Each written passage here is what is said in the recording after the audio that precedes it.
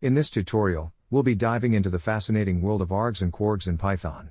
These are special syntaxes in Python that allow us to pass a variable number of arguments to a function. This is also known as overloading in programming. Let's start with a simple example.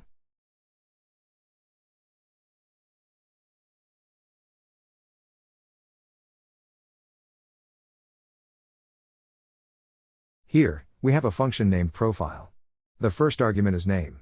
The second argument is activities, which is our args. The args allows us to pass a variable number of non-keyword arguments to our function. In this case, activities that our user likes to do. The details is our kwargs. This lets us handle an arbitrary number of keyword arguments, like age or preferred programming language.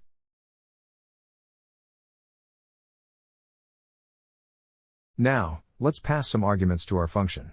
We're passing the name Alice, 2 activities coding and reading, and 2 keyword arguments age and language.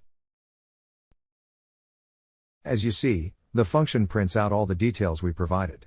The activities are joined into a single string with the join method. Then, it loops through the details dictionary and prints out the key value pairs. This is how you can use args and kwargs for overloading in Python. Now, let's see what happens when we alter the number of arguments.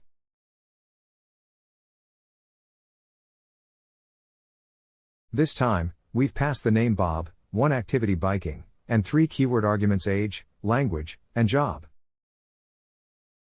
As you can see, our function handled the variable number of arguments without any issues. This is the power of args and kwargs in Python. That's it for this tutorial.